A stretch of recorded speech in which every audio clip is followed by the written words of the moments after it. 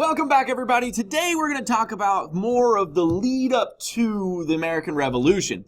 If you remember from our last video, we've talked about how Boston, Massachusetts, and Massachusetts colony in general are starting to become martyrs for the cause. That they're starting to become really the focal point of the outrage of the colonies towards the things like the Proclamation of 1763 and the new taxes that are coming along with it, and that they're going to start openly protesting. And those people, like the Sons of Liberty, are going to start having a major impact on the colonies themselves and how they see themselves as not only British citizens, but now maybe more as Americans, and how that's going to change.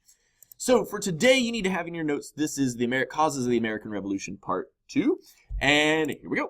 So, if you remember, I talked about how that focal point is Boston, Massachusetts, and this comes to a head in March 5th, 1770. It's a cold and snowy night, and there are these British regulars who are guarding a customs house in Great Britain, or in Boston, and these kids start coming up to them and throwing oyster shells and snowballs at them, and are trying to get them all riled up, and are yelling at back and forth at them, and then some adults join in, and the next thing you know, there is a fight goes on, and British soldiers end up firing on the crowd and killing 5 people. One of them being Crispus Attucks, who was an African-American, a free African-American at the time.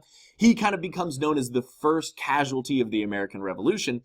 But this is really, the biggest thing about this is it's really used as propaganda by people who do not like Great Britain and who want to have independence. It becomes used as kind of a way to get people riled up and really make them start to question British rule and British authority and make them feel like the British are just out of control, right? Even though, really, most of these soldiers, as we'll find out, were provoked and were kind of goaded into fighting and shooting the citizens.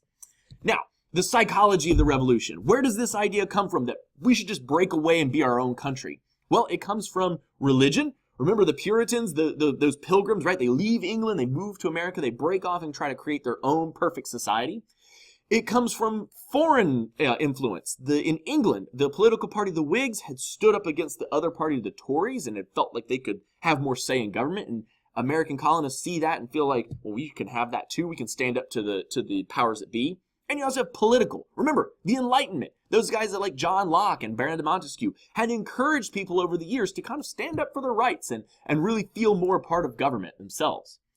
It also is a push and pull between virtual representation and actual representation. And what that means is, for the colonists, they saw it as they had representation, that Parliament in England could legislate and make laws for the entire empire, but the colonists made laws for themselves, and they governed themselves. That whatever England said was great for them and the rest of those colonies, but because they were British citizens, they felt as though they kind of could stand up above it and do their own thing. England, on the other hand, argued that there should be only one authority, the king and Parliament, and the colonists had no legal right to do what they wanted. They had to listen to what the king and the Parliament said, and any decisions or laws were exactly that. They had to follow them. Now, in 1773, England comes up with a new tax. I know, they love their taxes, and it's called the Tea Act, and it's made to kind of help the East India Tea Company that had been failing for years. And so, as it starts to fail, the Tea Act the Tea Act is implemented, and the idea is it's going to try to save the company. It gave the company exclusive rights to sell tea in America without having to pay taxes or those tariffs. And the British company could then undersell American companies. Think of it like Walmart, right? If they can sell it at a lower price, then they can kind of push out all the rest of the competition. This Tea Act really angers the colonists, even though the British thought it would actually be good because it would give the colonists cheaper tea. And the colonists began to boycott it. And the colonial women were kind of the leaders of this boycott, mainly because they were the ones who drank tea the most. One of these women is Mercy Otis Warren, and she is very influential early on in the anti-England sentiments. And she participated in anti-British riots. She spread pamphlets and literature against the British, and she'll become one of the first kind of daughters of liberty, as they'll come to be known. Now, the Boston Tea Party happens on March 16th, and this is basically this. There is a ship that is docked in Boston Harbor that is loaded down with 90,000 tons of tea. The colonists, the Sons of Liberty, will sneak on board at night dressed as Native Americans, and they will begin to throw this tea overboard into Boston Harbor to protest this tea.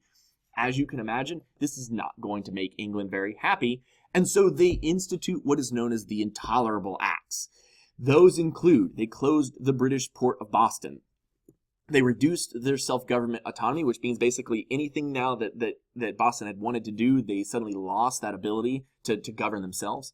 They accused criminals, any accused criminals now, instead of being tried in Boston, were now sent to England because England felt that Boston couldn't be fair and impartial, and they couldn't give them a proper trial there. And you must now quarter soldiers, which means they now have to stay in your home if they ask.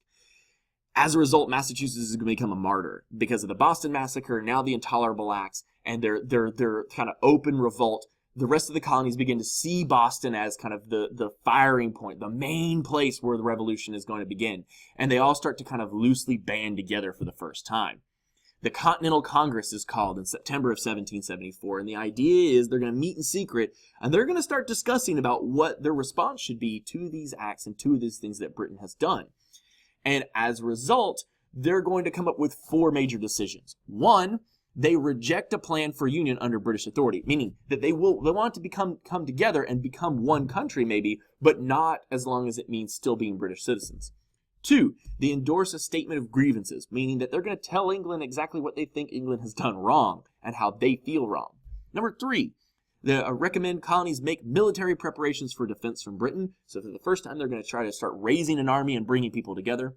And 4, they're going to attempt to stop British trade, which means they're going to boycott items or they're going to try to cut British trade off before it makes it to the harbors themselves.